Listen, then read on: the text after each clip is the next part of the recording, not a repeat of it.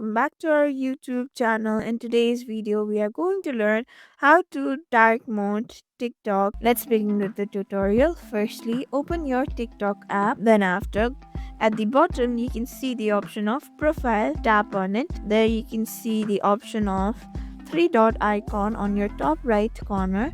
Tap on it. There you can see the option of settings and privacy. Here, if you scroll a little down, there you can see the option of display. There you can see it's now in light theme. Use device settings as well, you can do that. Mine is in dark theme, so if I turn on that, it will directly turn dark mode on. You can manually do it as well by tapping on the dark mode.